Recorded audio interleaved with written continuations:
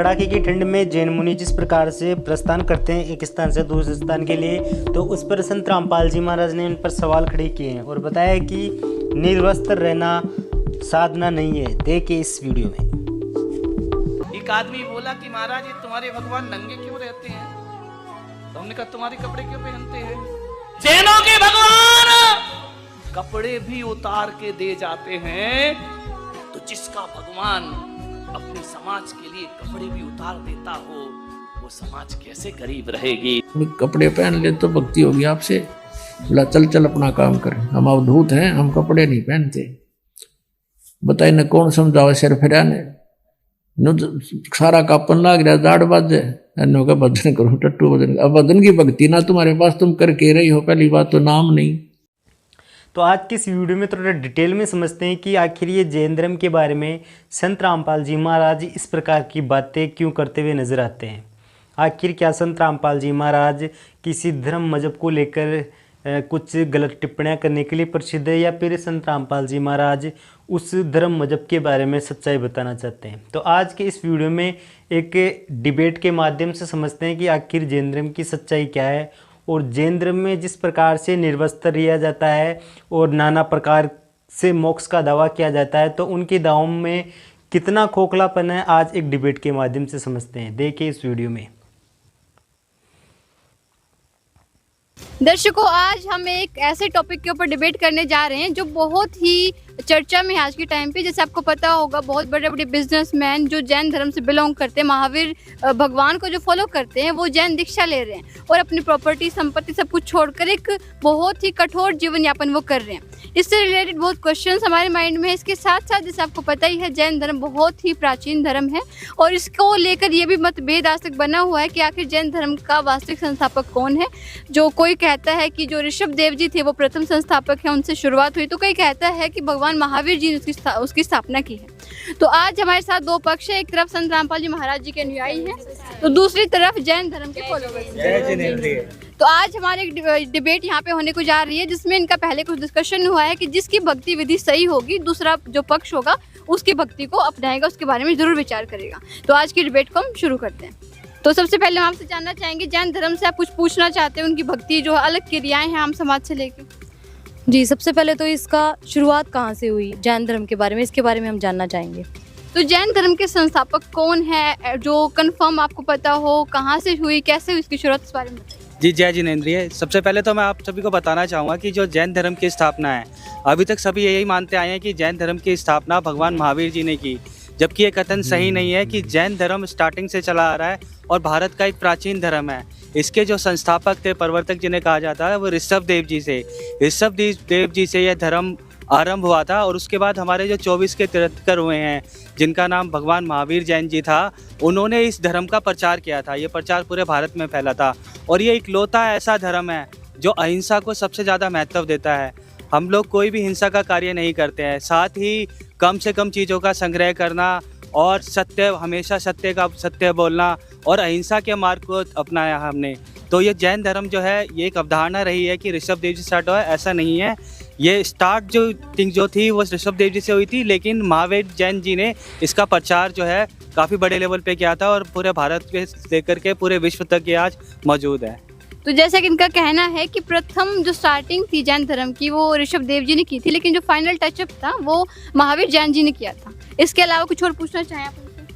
हाँ जी, जैसे इन्होंने बताया कि प्रथम तीर्थंकर हुए हैं, फिर इनके 24वें तीर्थंकर हुए हैं महावीर जी, प्रथम इन्होंने बताया ऋषभ देव जी। तो तीर्थंकर हम जानना चाहेंगे कि इस वर्ड का क्या मतलब है, कौन तीर्थंकर होता है। और दूसरा हम इनसे ये भी जानना चाहेंगे, क्योंकि हम आध्यात्मिकता की बात कर रहे हैं, तो इसमें ये परमात्मा भगवान किसको मानते हैं, इस रूप में किस देव की पूजा करते हैं ये? हाँ जी सर, तो आपने अभी सिर्फ तीर्थंकरों का आपने बताया, आपने भगवान का नहीं बताया कि आप किस भगवान की पूजा करते हैं, और जो तीर्थंकर हैं वो कौन होते हैं? तीर्थंकर जैन धर्म में उन महापुरुषों को बोलते हैं जिन्होंने कठोर मतलब कर्मों पे जीत पाकर और कैवल्य ज्ञान प्राप्त कर लेते हैं। उसके बाद वो लोगों को जैन धर्म में मोक्ष मार्ग के लिए बताते हैं कि मोक्ष मार्ग कैसे है। उसके लिए वो कैवल्य ज्ञान प्राप्त करने के लिए वो कठोर साधना करते हैं, उसके लिए आत्म संयम करते हैं और त्याग करते हैं। और जैसा कि भैया ने सवाल किया कि आपके यहाँ ईश्वर, या हमारे जैन धर्म में ईश्वर अवधारणा नहीं है, यहाँ आत्मा ही परम सत्य है और आखिरी में मोक्ष आत्मा का होना है और किसी उस पर पर्पस पे नहीं है। लेकिन अभी थोड़ी देर पहले आप भगवान महावीर कह रहे थे, उनको आप भगवान क्यों कह रहे थे? अगर आप ईश्वर को आप कह रहे हो कि ईश्वर है नहीं, तो फिर भगवान क्यों कह रहे थे? देखिए इसमें गलत ही क्या, पहली बात तो मैं ये पूछना चाहूँगा, हम उनको भगवान कह रहे हैं जिस टाइप की उन्होंने भक्ति साधना की है उसके आधार पे, यानी कि उन्होंने तप से, त्याग से और आत्म संयम से इस पद को प्राप्त किया है, इसलिए हम उनको भगवान कह रहे हैं। दूसरी बात एक ये है कि जो हमारे भगवान हैं यानी कि जो महावीर जी हैं वो हमारे जैन धर्म के कर्ता धर्ता हैं और हम उन्हें ही भगवान मानते हैं, क्योंकि हमारे यहाँ पे जो तीर्थंकर होते हैं वो एक टाइप से जो भक्ति है उसका मार्ग भी प्रशस्त करते हैं हम लोगों के लिए और हमें मोक्ष का मार्ग बताते हैं। यही कारण है कि हम उन्हें भगवान मानते हैं। तो जैसे कि आपने सुना, इनका कहना है कि महावीर जी को भगवान कह रहे हैं क्योंकि उन्होंने इनको मोक्ष का मार्ग प्रशस्त किया। इसके बारे में आप कुछ कहना चाहेंगे? है जैसा कि मैंने भी जाना है, मैंने भी थोड़ा बहुत जैन धर्म के बारे में स्टडी करा है, तो मैंने उसमें ये जाना है कि मतलब श्वेतांबर और दिगंबर दो टाइप के थोड़े जैन धर्म होते हैं। उनमें बहुत सारे महाराज साहब, मुनिवर बहुत सारे हुए हैं और वो अपने जीवन में इतना कष्ट उठा रहे हैं, इतनी भक्ति साधना कर रहे हैं, लेकिन फिर भी मतलब मैंने अभी तक इतना जाना नहीं है कि किसी को कुछ मोक्ष प्राप्त हुआ हो या मोक्ष कल्याण हुआ हो। तो फिर इस मार्ग को फॉलो करने का फ़ायदा ही क्या बनता है? हाँ जी, बताइए, क्या आपके धर्म में आज तक जितने भी मुनिवर रहे या महाराज साहब रहे, क्या किसी का आज तक मोक्ष हुआ है, किसी को मोक्ष कल्याण प्राप्त हुआ है?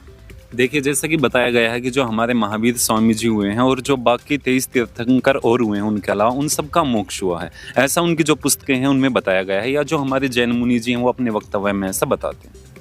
उसके अलावा 24 तीर्थंकरों के अलावा क्या किसी और का मोक्ष हुआ है, इस चीज़ का कोई प्रमाण हो? देखिए जो भक्ति साधना है उसमें जो मोक्ष का प्रमाण मिलता है वो तो इन्हीं 24 का मिलता है, बाकी उसके बाद अगर किसी का हुआ है तो इसके बारे में तो हमारे जो जैन मुनि जी हैं वही ढंग से बता पाएंगे। इस बारे में आप कुछ पूछना चाहेंगे कि इनका कंफर्मेशन इनको नहीं है कि उसके बाद किसी का मोक्ष हुआ है कि नहीं हुआ है? मेरा आपसे ये प्रश्न है कि मतलब जिन महापुरुषों ने या फिर जैन धर्म में जो भक्ति करते हैं उन्होंने भक्ति की है तो या फिर मोक्ष प्राप्त हुआ है या उन्होंने आकर बताया है? ये पूछना चाह रहे हैं क्या किसी ने आके बताया है? जैसे आप 24 तीर्थंकरों को कह रहे हैं उनका मोक्ष हो गया, क्या उन्होंने आके बताया कि उनका मोक्ष हो गया? आप अपने आप से ही कह रहे हैं? हाँ जी, महावीर जैन जी ने खुद बताया था कि मेरा मोक्ष हो चुका है, उसके बाद उन्होंने शरीर छोड़ा है। इसका प्रमाण? इसका प्रमाण आप जैन धर्मों की पुस्तकों में पढ़ सकते हैं, ठीक है, और हमारे मुनिवर भी इस चीज़ का प्रमाण देते हैं इन चीज़ों के लिए। तो हाँ जी बताइए। मैं इनसे ये पूछना चाहता हूँ कि इनकी भक्ति साधना क्या है, जो ये मोक्ष के बारे में बोल रहे हैं, तो किस तरह से मोक्ष प्राप्त करते हैं और ये क्या साधना करते हैं कि जिससे मोक्ष प्राप्त हो? आपकी भक्ति साधना के बारे में बताइए कि कौन से मंत्रों का जाप करते हैं, क्या विधि है भक्ति? जैसा कि हम लोग नमोकार मंत्र का जाप करते हैं और जो भक्तांबर स्तोत्र है उसका नित्य रूप से पाठ करते हैं, इससे हमारी जो भी दुख तकलीफें हैं वो मतलब कि नष्ट होती हैं और हमारे जो पाप कर्म हैं वो भी कम होते हैं इससे।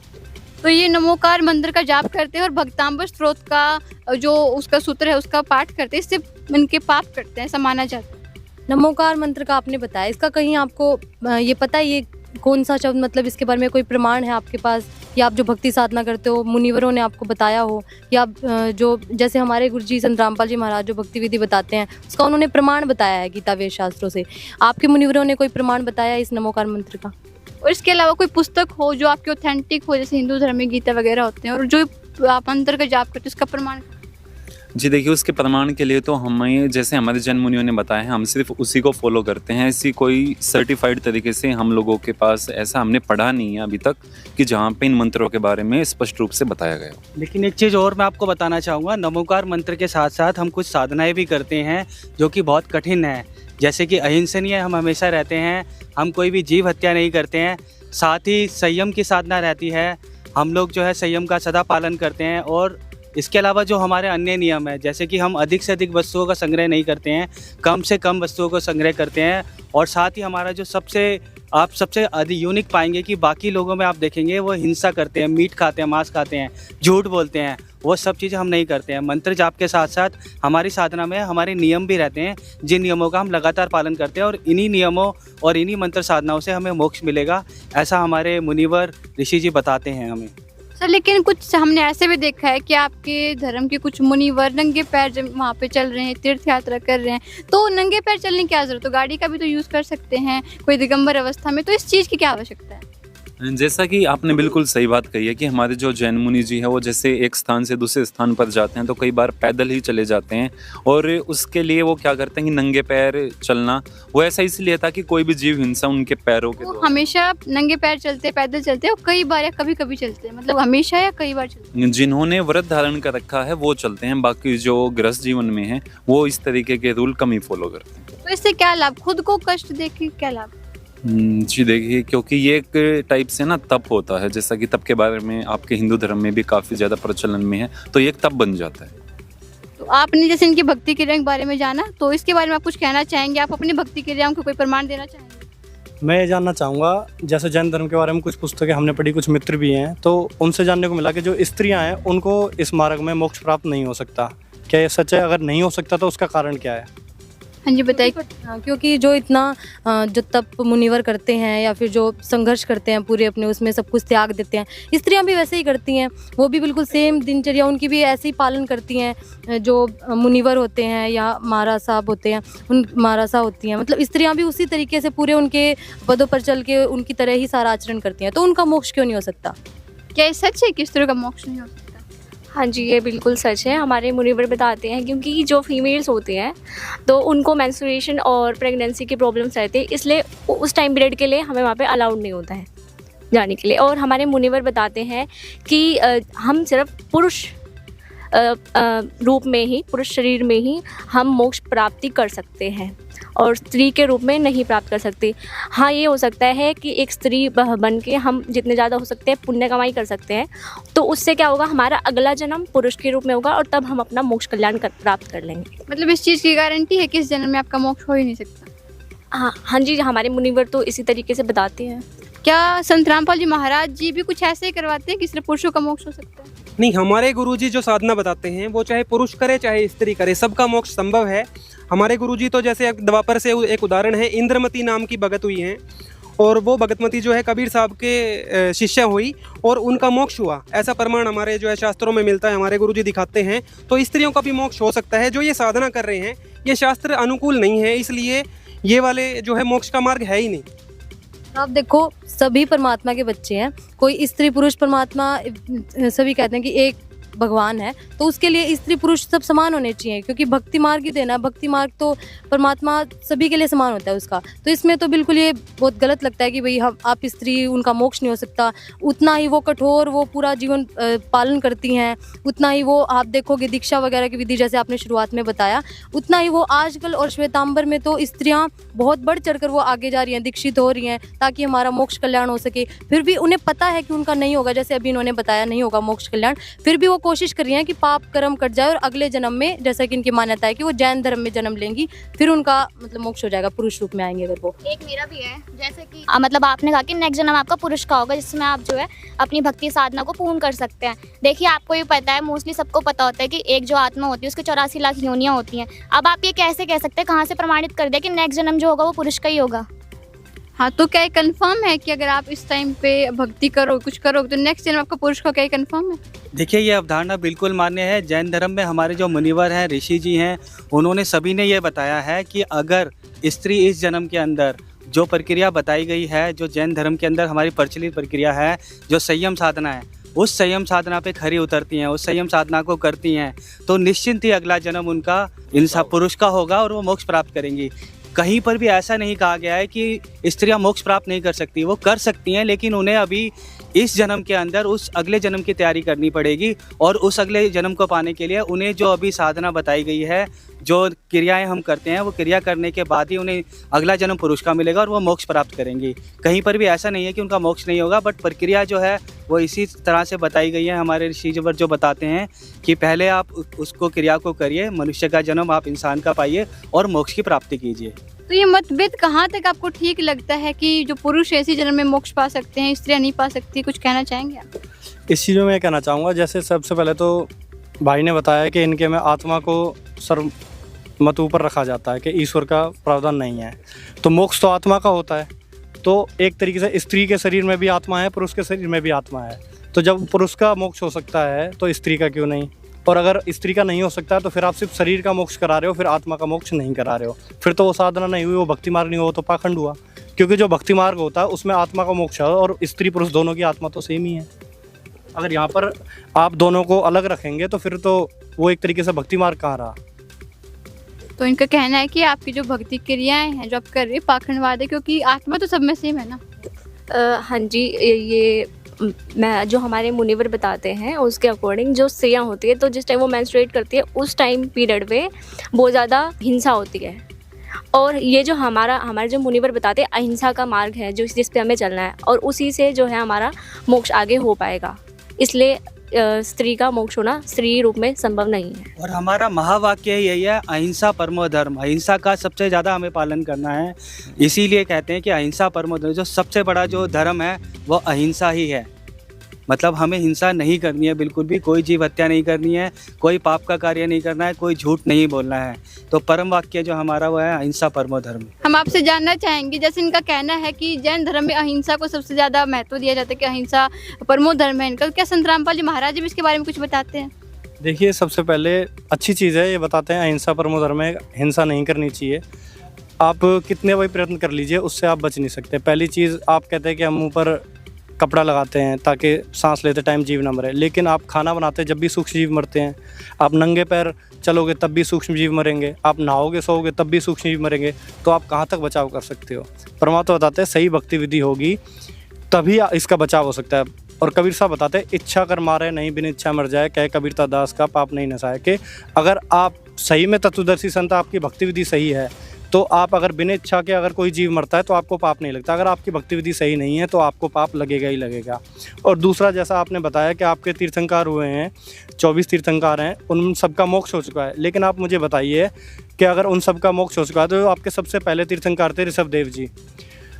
उन्होंने सबसे पहले क्या करा, अपना राज त्यागा, अपने भाई से आज्ञा ली थी कि मैं अब निर्वाण के लिए जाना चाहता हूँ, ज्ञान के लिए। उन्होंने किसी को गुरु नहीं बनाया था, ठीक है। उसके बाद जो उनके पोते थे मारीची, उनको उपदेश दिया था। तो मारीची इतने समय तक जन्म लेते हुए आए, लास्ट में फिर उन्होंने महावीर जैन जी का रूप में अवतार लिया। उसके बीच में उनके अनेकों जन्म हुए थे, पेड़ के हुए, आपके अन्य जीव जंतुओं के हो गए, गधे बने, कुत्ते बने, इस तरीके से आपकी पुस्तक में ही लिपिबद्ध है। तो मैं जानना चाहूँगा जो सबसे पहले जो शिष्य थे आपके पहले तीर्थंकर के, ऋषभ देव जी के मरीची जी, वही 24वें तीर्थंकर बने। तो जब सबसे पहले साधना भी उन्होंने ही शुरू की जो ऋषभ देव जी ने बताई, तो उसको करते हुए भी वो करोड़ों जन्म भोगते हुए लास्ट में वहाँ आए, तो उनका मोक्ष कहाँ हुआ?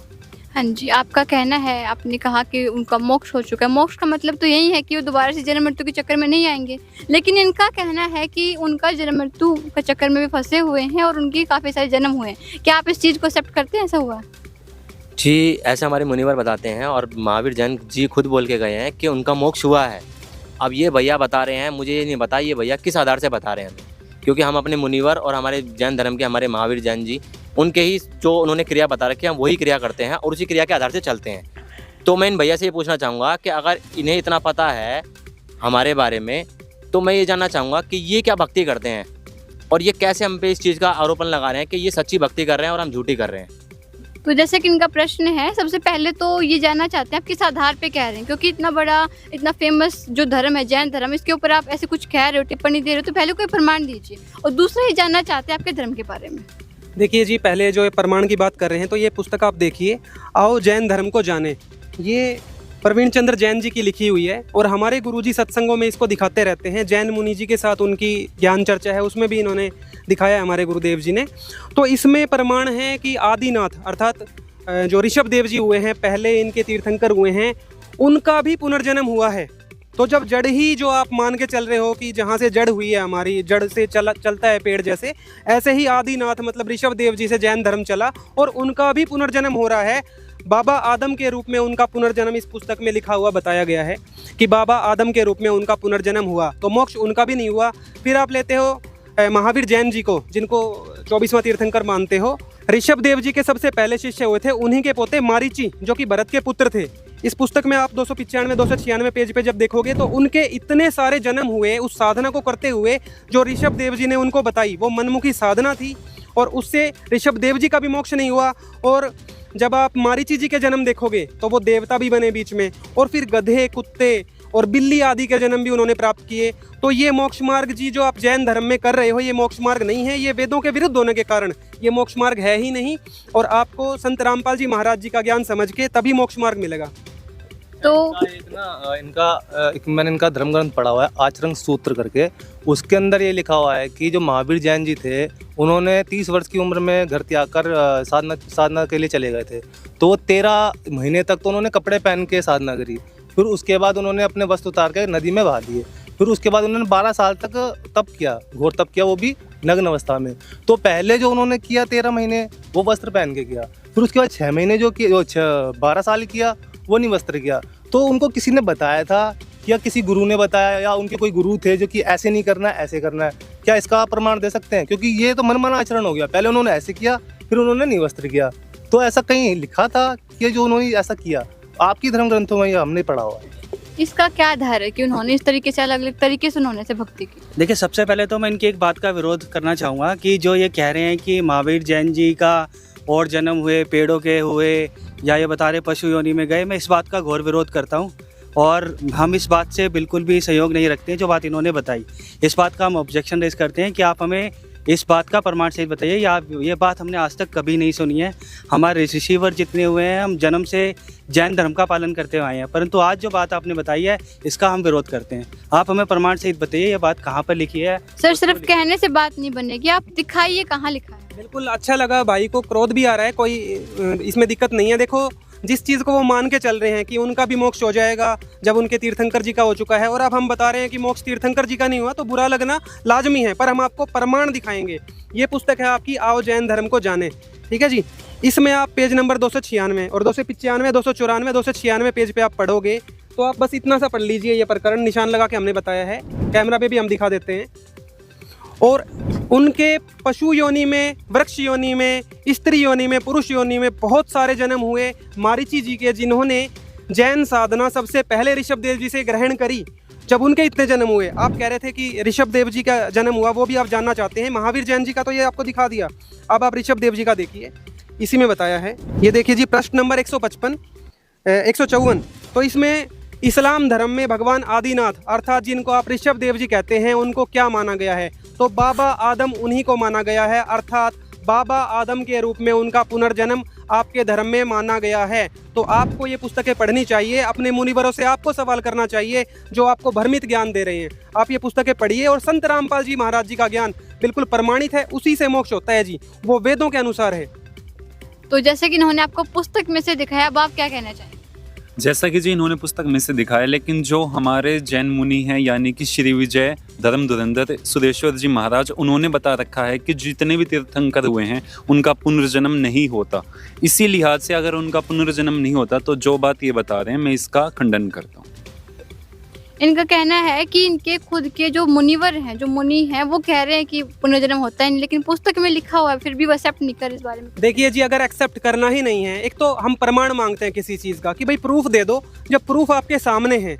इसके अलावा जैन संस्कृति कोश में आप देखोगे उनके जो हैं शिष्य हुए हैं मारीची जी के बारे में और आपको जानकारी मिलेगी। आपकी पुस्तकों में ही ये विवरण मौजूद है। अगर आपके धर्मगुरु आपको नहीं बता पा रहे हैं तो वो उनकी गलती है और आपका जीवन नष्ट हो रहा है इसी पाखंड साधना में चलते हुए। क्योंकि पाखंड साधना क्यों कहा वो भी आप देख लीजिए, पेज नंबर 296। श्री महावीर भगवान के जीव ने कितने पाखंड मत चलाए? उनका लिखा है 363 पाखंड मत चलाए। जब उन्होंने 363 पाखंड मत चलाए, जिसका मतलब है पाखंड मतलब शास्त्र विरुद्ध साधना, मनमानी साधना, जिसे गीता जी अध्याय 16 श्लोक 23-24 में बिल्कुल खंडित किया हुआ है कि उसको करने से मोक्ष तो क्या किसी सुख की प्राप्ति भी नहीं हो सकती। और उसी के आधार से जो है मारीची के, ऋषभ देव जी के और आप महावीर जैन जी के भी अगर आप देखोगे, इनके पुनर्जन्म होते रहते हैं, इनका कोई मोक्ष नहीं हुआ है, आपका भी नहीं हो सकता इस पाखंड साधना से। तो जैसे कि इन्होंने अब तो आपकी पुस्तक में से प्रमाणित बताया, अब आप क्या कहना चाहते हैं? देखिए, हमने जो आज देखा वो कुछ नया था। हम इसको घर जाके अपना क्रॉस चेक करेंगे। ये सभी किताबें हमारे पास भी हैं और जो इन्होंने आज ये बात बताई ये नई बात थी। हम इसको देखेंगे, पढ़ेंगे, चेक करेंगे, अपने ग्रंथों से मिलान करेंगे। साथ ही मैं इनको एक चीज़ और बताना चाहूँगा कि सिर्फ इतना ही नहीं है, जो हम साधना कर रहे हैं ना, जो हम मंत्र साधना कर रहे हैं, नमोकार मंत्र का जाप कर रहे हैं और जो हम अपनी साधना कर रहे हैं, हम अपना संयम बरतते हैं, सारी चीज़ों से, इससे मोक्ष निश्चित है हमारा और यह मोक्ष मिलना तय है। जो साधना उन्होंने करी है वही साधना हम कर रहे हैं, वही मंत्र साधना, वही संयम, ये सारी चीज़ों का हम पालन कर रहे हैं और हमारा मोक्ष निर्धारित है इस चीज़ के ऊपर। तो देखिए, तो अभी भी अपनी बात पे ही अड़े हुए हैं, कैसे इनका मोक्ष होगा? अब ये कह रहे हैं कि ये नमोकार का मंत्र करते हैं, लेकिन इनकी जो बुक है आओ जैन धर्म जाने, उसके 5वें पृष्ठ पर ही लिखा हुआ है कि ओमकार का मतलब ओम ही है। लेकिन हमारे गुरुजी संत रामपाल जी महाराज जी ये बताते हैं कि भगवत गीता के 8वें अध्याय के 13वें श्लोक में ओम इति अक्षरम ब्रह्म विवारण माम अनुसमण यह प्रत्यजंध्या स्याति परमांगतम, मुझ ब्रह्म का ओम मंत्र है।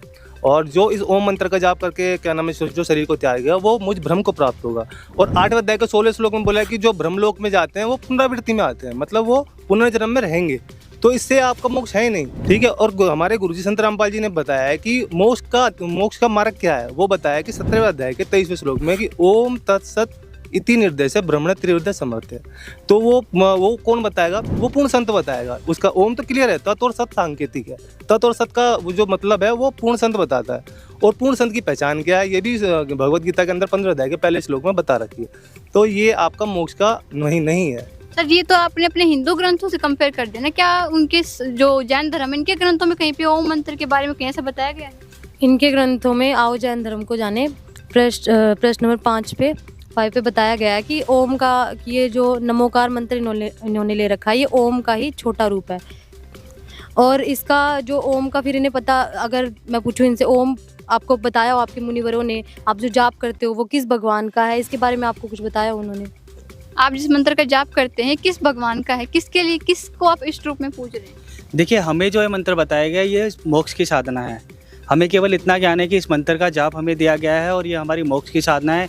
इस मंत्र का हम जाप करेंगे तो हमें निश्चित रूप से मोक्ष मिलेगा। देखिए, इस मंत्र के जाप से मोक्ष की प्राप्ति होगी, इस चीज़ पे ये अभी भी कॉन्फिडेंट है। मेरा एक क्वेश्चन है, ये इतनी देर से कह रहा है कि मतलब मोक्ष कल्याण होगा, ये जो अणोमकार मंत्र है, इससे मेरी एक फ्रेंड है, मैं उससे डिस्कशन करी थी थोड़ा जैन धर्म के बारे में, तो उसने ही मुझे बताया कि मतलब जो हमारे घर वाले हैं, जो उनके घर वाले हैं, तो वो श्वेतांबर दिगंबर मतलब थोड़े बिलोंग करते हैं। तो वो बता रही थी कि मतलब वो इतना कष्ट उठाते हैं भगवान को पाने के लिए, इतना त्याग करते हैं, कपड़े त्याग देते हैं, नंगे पैर चलते हैं, खाने को त्यागते हैं, खाने को सिर्फ एक टाइम खाते हैं वो लोग।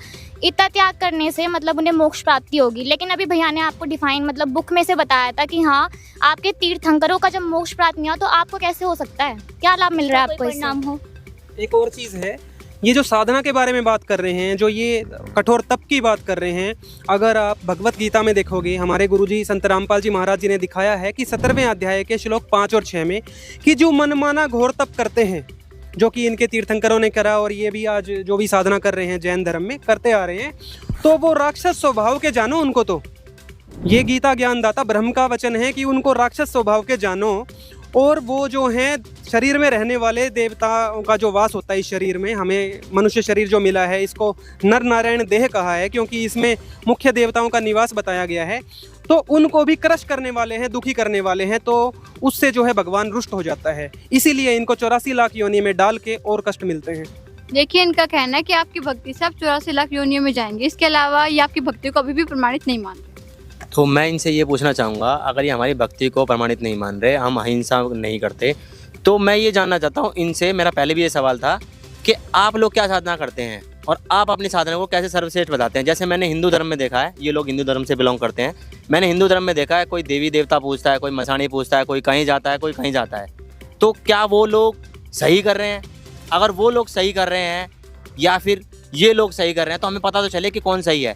यहाँ तो हिंदू धर्म में ही बहुत मतभेद है, उस मतभेद को कैसे क्लियर करें? जैसे हम जैन धर्म में सिर्फ 2% पे रहते हैं। और जिस तरीके से भैया ने कहा कि एक पूर्ण संत के बारे में गीता जी में बताया गया है, तो उस पूर्ण संत की पहचान क्या है ये भी मैं पूछना चाहूँगा, क्योंकि हमारे जैन धर्म में जो हमारे जैन मुनि होते हैं उन्हीं को हम लोग पूर्ण संत मानते हैं।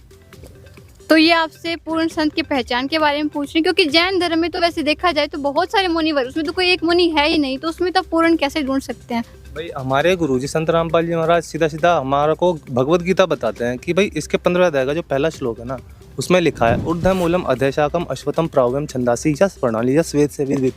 जो संसार रूपी लटके वृक्ष के सभी विभागों को वेद के अनुसार बता देगा ना, वो तत्वदर्शी संत है। तो ये पहचान क्लियर कर रखी है। और 600 साल पहले कबीर साहब ने भी आकर यही बात बताई कि अक्षर पुरुष एक पेड़ है, क्षर पुरुष वाक्य डार, तीनों देवा शाखाएं पातरूप संसार। और ये गीता जी 15 अध्याय के 16वें श्लोक में मतलब संस्कृत को उलझा कर रख रखा कि जैसे 16वें श्लोक में बोला दोमी पुरुषो लोके क्षर अक्षर अक्षर छः क्षर सर्वाणी भूताणी कुछ अक्षर उच्चते, मतलब उसमें भी बताया कि अक्षर और क्षर के बारे में बताया। लेकिन उत्तम पुरुष तो अन्य परमात्मा में इति उदाहरण थे। वो 17वें श्लोक में हमारे गुरुजी संत रामपाल जी महाराज ने क्लियर कर दिया वो कौन है, वो कबीर साहब है, वो वेदों में कैसे कैसे मिलता है ये भी क्लियर कर रखा है। तो आप हमारे गुरुजी संत रामपाल जी महाराज जी का सत्संग सुने, आपको सब क्लियर होगा एक एक करके। देखिए ये तो अपने अपने पॉइंट्स पे भी बैठे हुए हैं। इनका कहना है कि जैन धर्म के अनुसार जो मुनिवर भक्ति बता रहे वहीं से हम वहीं करेंगे। इनका कहना है कि गीता के अनुसार हमारे गुरुजी ने जो भक्ति बताई है वहीं सही। तो हम एक ठोस प्रमाण जानना चाहेंगे, आपके पास कोई हो कि जिससे हमें पता चले कि किसकी भक्ति सही है। एक चीज़ और हम ऐड करना चाहेंगे, जो ऋषभ देव जी की स्टोरी है एक बार वो बता देते हैं। हमारे गुरुदेव महाराज जी ने बता रखी है, जो सूक्ष्म वेद में बताई गई है कि ऋषभ देव के आइया कभी नामे करतार, 9 योगेश्वर में रम्या और जनक विदेही उद्धार, कि परमात्मा अच्छी आत्माओं का उद्धार करने के लिए बार बार पृथ्वी पे आते हैं। तो ऋषभ देव जी बहुत अच्छी आत्मा थे, राजपद को प्राप्त थे और नाभिराज जी के पुत्र हुए थे। तो उन्होंने जो है जब कबीर परमेश्वर का ज्ञान सुना, परमेश्वर उनको संत रूप में आके मिले और कवि ऋषि अपना नाम बताया उन्होंने उनको। तो जब ऋषभ देव जी ने उनका ज्ञान सुना तो उनको जो है संसार से मोह भंग हुआ था, वहीं से जैन साधना उनकी शुरू हुई थी। उन्होंने फिर परमात्मा से साधना तो नहीं ली, परंतु परमात्मा से प्रेरणा पाके तभी उन्होंने संसारिक चीज़ों को त्यागा था, अपने राज को त्यागा। परंतु वेदों को, पहले वेदों के अनुसार ही सब साधना करते थे। वेदों के अनुसार ओम मंत्र सबसे ऊपर माना जाता है। तो ओम मंत्र का उन्होंने जाप लिया और मनमानी साधना करने जंगल में निकल गए। उन्होंने जो है निराहार रहे, व्रत किया, जो कि गीता जी में मना है, जो वेदों का ही एक सूक्ष्म रूप माना जाता है। फिर उन्होंने तप किया, जिसमें जो आपको गीता जी में हमने बताया अध्याय 17 के श्लोक 5-6 में कि वो तो राक्षस स्वभाव की वृत्ति के लोग करते हैं तप, वो देवता उनसे रुष्ट हो जाते हैं। इस तरह की साधना करने के बाद उनको मोक्ष प्राप्त नहीं हुआ, क्योंकि जो उनकी साधना थी वो उन्होंने परमेश्वर से प्राप्त ना करके, वेदों के अनुसार साधना ना करके मनमानी साधना करी, और उस मनमानी साधना से उनका मोक्ष तो क्या, किसी का भी मोक्ष नहीं हो सकता। हाँ जी सर, तो आप क्या कहना चाहिए? देखिए एक चीज़ तो बहुत सरप्राइजिंगली लगी कि इन्होंने ये बोला कि ऋषभ देव जी जो हमारे धर्म के प्रवर्तक माने जाते हैं जैन धर्म के, उनको कबीर साहिब जी आकर के मिले। ये तो बहुत अनोखी सी बात है कि कबीर साहिब जी तो अभी 600 वर्ष पहले आए हैं। और एक चीज़ मैं इनसे दूसरा क्वेश्चन ये भी पूछना चाहूँगा कि आपकी क्या साधना है, आप क्या साधना करते हैं कि जो मोक्षदायक है, या आप कह रहे हैं कि आपकी ही साधना से मोक्ष होगा? मैं वो साधना भी जानना चाहूँगा। देखिए साधना तो उन्होंने बता दी गीता के अनुसार करते हैं, लेकिन जो इनका प्रश्न है बिल्कुल सही है। जो कबीर साहिब जी 600 साल पहले आए थे, ऋषभ देव जी कब हुए थे, तो आप उनको कैसे कंपेयर करते हैं? बिल्कुल जी, जब आप कबीर सागर देखोगे तो उसमें कबीर परमात्मा ने खुद बताया है कि चारों युग में हम पुकारे कूक कया हम हेल रे, और हीरे माणिक मोती बरसें ये जग चुगता ढेल रे। कि परमात्मा जो है वो चारों युगों में आता रहता है। इसका प्रमाण आप ऋग्वेद मंडल नंबर 9 सूक्त नंबर 1 मंत्र नंबर 9 में भी आप पा सकते हो कि परमात्मा एक लीला तो शिशु रूप में आके करता है। 3 स्थिति में परमात्मा लीला करता है। शिशु रूप में हर युग में आके प्रकट होता है। जो 600 साल पहले की आप लीला बता रहे हो वो कलयुग की लीला है। उसके पहले भी परमात्मा सतयुग में, त्रेता युग में, द्वापर युग में, हर युग में आए हैं। परमात्मा ने कहा है कबीर सतयुग में सत सुकृत कह टेरा, त्रेता नाम मुनिंदर मेरा, द्वापर में करुणा में कहाया, और कलयुग नाम कबीर धराया। तो कबीर परमात्मा अलग अलग नामों से अपनी सृष्टि को संभालने के लिए, मोक्ष पर मार्ग प्रदान करने के लिए खुद ही आते हैं। उनके अलावा कोई मोक्ष दे नहीं सकता। और ऋषभ देव जी भी बहुत पवित्र आत्मा थे, उनको मोक्ष मार्ग देने आए थे, परंतु ऋषभ देव जी ने प्रेरणा तो ली उनसे, राज भी त्याग दिया, परंतु मोक्ष मार्ग ग्रहण नहीं किया। उन्होंने मनमानी साधना की, यही उनसे गलती होगी। तो दूसरा प्रश्न बार बार पूछ रहे हैं, इनको अभी तक सेटिस्फाइड आंसर नहीं मिला कि कैसे माने कि आपकी भक्ति से मोक्ष होता है। देखिए संत रामपाल जी महाराज जो भक्ति विधि बताते हैं उससे कैसा भी रोग हो, चाहे शारीरिक हो मानसिक, दोनों रोग सही प्रकार से ठीक हो जाते हैं। और ऐसे हजारों प्रमाण हैं, हजारों भगत है, या आप कह सकते हैं लाखों की तादाद में हैं करंट डेट में, जिनके आप प्रमाण देख सकते हो, मिल सकते हो उनसे, उनकी मेडिकल रिपोर्ट भी देख सकते हो। दूसरा मैं कहना चाहूँगा, जैसे आप कहते हैं कि जैन धर्म मोक्ष का मार्ग है, जितनी कठिन साधनाएं आप करते हैं, जैसे बाल उखाड़ लेना, घर त्याग देना, निर्वस्त्र रहना, जब कोई भी धर्म किसी दूसरे पक्ष के लिए रास्ते बंद कर देता है तो वो मोक्ष का मार्ग कैसे हुआ? जैसे स्त्रियों का रास्ता आपने बंद कर दिया तो वो मोक्ष मार्ग कैसे हुआ? इसके अलावा आपका कहना है कि श्रावक श्राविका जो गृहस्थ जीवन में जीते हैं उनका भी मोक्ष नहीं हो सकता, उनको सिर्फ अपने कर्म का वो मिल जाएगा, जो उन्होंने तीर्थ यात्राएं की हैं उनका मिल जाएगा, तो मोक्ष कल्याण ही नहीं होगा, तो फिर फायदा क्या? इससे क्या आप फिर आप कैसे कह सकते हो कि जो आपका मार्ग है वो मोक्ष का मार्ग है? क्योंकि आपके पंथ में ही लाखों ऐसा पक्ष है, जो स्त्री हो गई, महिलाएं हो गई, या फिर जो गृहस्थ जीवन में रहने वाले हैं, जिनका आपके ही धर्म ग्रंथ ये कहते हैं कि इनका मोक्ष नहीं हो सकता, तो मोक्ष मार्ग कहाँ से हो? ये तो पाखंड हुआ, किसी तरीके से एक ढकोसले को ढोते हुए चले प्रमाणित भी तो नहीं है और प्रमाणित भी नहीं है। तो सर आप क्या कहना चाहेंगे कि आपके धर्म में इतनी लिमिटेशंस हैं कि महिला भी नहीं होनी चाहिए, गृहस्थ भी नहीं होना चाहिए, उसको मुनि भी बनना पड़ेगा, मुनिवर बनना पड़ेगा, ये सारे रूल्स फॉलो करने पड़ेंगे, जब जाके मोक्ष होगा, वो भी आप गारंटेड नहीं बता रहे, तो आप क्या कहना चाहेंगे? इसमें हमारे जो जैन धर्म में मुनिवर बताते हैं हम तो उन्हीं को सर्वश्रेष्ठ मानते हैं। जैसे भैया ने तो ये भी बोल दिया कि मैं आपकी बुक दोबारा चेक करूँगा, मैं तो अभी भी नहीं मानता, क्योंकि बुक में कोई भी गलत लिख सकता है और कुछ भी लिख सकता है। मैं तो अपने मुनिवर की और जो मेरे जैन धर्म वाले बताते हैं, महावीर जैन भगवान ने बताया, मैं उसी को फॉलो करता हूँ। आप दोनों ये बताइए कि आपके धर्म में कोई ऐसा है जिसने बताया हो कि हाँ उनका मोक्ष हुआ है, किसी ने बताया है? मैं बताना चाहूँगी आपको, आपने एकदम सही क्वेश्चन करा है। किसी को मतलब किसी ने आके बताया कि मोक्ष प्राप्त हुआ ही नहीं हुआ, तो आज से कलयुग में ही 250 वर्ष पहले संत गरीबदास जी महाराज जी थे, जिन्हें कबीर परमात्मा 10 वर्ष की आयु में मिले थे। उन्हें सतलोक घुमाकर लाए थे, सारे मृत्यु लोक से लेकर सतलोक तक का उन्हें गमन कराया, यहाँ तक कि यही बताया कि मोक्ष प्राप्त करने की सही भक्ति विधि क्या है। जब वो यहाँ पर आए तब उन्होंने एक वाणी कही थी, गरीब अलल पंख अनुराग है सुन मंडल रहे थी, दास गरीब उद्धारिया सदगुरु मिले कबीर। मतलब उन्होंने साफ साफ प्रमाण करके बता दिया कि जो सतलोक तीसरा मुक्ति धाम में रहता है, जहाँ जाने पर हमें मोक्ष प्राप्ति हो जाती है, वो कोई और नहीं, वो कबीर साहिब है। दूसरा हम बात करें तो दादू साहेब जी को कबीर परमात्मा मिले थे, मलुकदास साहेब जी को कबीर परमात्मा मिले थे, और बांधवगढ़ के थे धर्मदास साहिब जी, उन्हें कबीर परमात्मा मिले थे। ये तो हमने की हिंदू धर्म की बात। अगर हम अन्य धर्मों की बात कर ले, जैसे कि हम सिख धर्म की बात करें तो गुरु नानक देव जी को भी कबीर परमात्मा मिले थे, बेई नदी पर मिले थे। 3 दिन में उन्हें भी पूरा सतलोक का गमन कराया था। उन्होंने भी आके एक वाणी कही थी, हक्का कबीर करीम तू बे परवरदिगार। मतलब वो ऐसा परमात्मा जिसके अंदर किसी प्रकार का कोई ऐब नहीं है, वो कबीर परमात्मा है। यहाँ तक कि हज़रत मोहम्मद जी को भी कबीर परमात्मा जी मिले थे। उन्होंने भी कुरान शरीफ सूरत फुरकानी 25 और आयत नंबर 52 में बता रखा है कि तुम जो है वो उस बाखबर के पास जाओ जो तुम्हें उस कबीर परमात्मा की असली जानकारी देगा। तो इतने सारे जो संत हो चुके हैं उन्हें कबीर परमात्मा मिले हैं, सतलोक का गमन कराया। उन्होंने यहाँ के साफ बताया कि वो तीसरा मुक्ति धाम है, जहाँ जाने के बाद जो आत्मा जो है दोबारा मृत्युलोक में नहीं आती।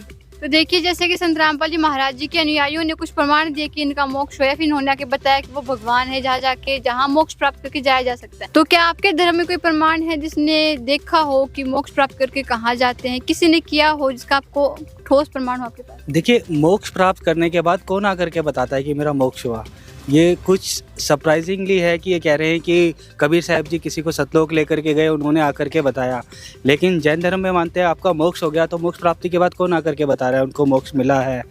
तो ये चीज़ कुछ अलग है, कुछ सरप्राइजिंगली है कि कबीर साहब जी किसी को ऊपर लेकर के जा रहे हैं और वो खुद आकर के गवाह बन करके बता रहे हैं कि हमारा मोक्ष हुआ। जैन धर्म में ऐसा कोई प्रमाण नहीं है कि किसी को ऊपर लेकर के गए हो, किसी ने मोक्ष प्राप्ति करी हो और उन्होंने आकर के खुद से बताया हो कि मेरा मोक्ष हुआ है। जैसा कि अभी बहन जी ने आपको बताया, 6 संतों के नाम बताए हैं जिनको कबीर परमात्मा लेके गए, मोक्ष मार्ग बताया और जो मोक्ष स्थान है सतलोक उसको दिखा के और वापस छोड़ा।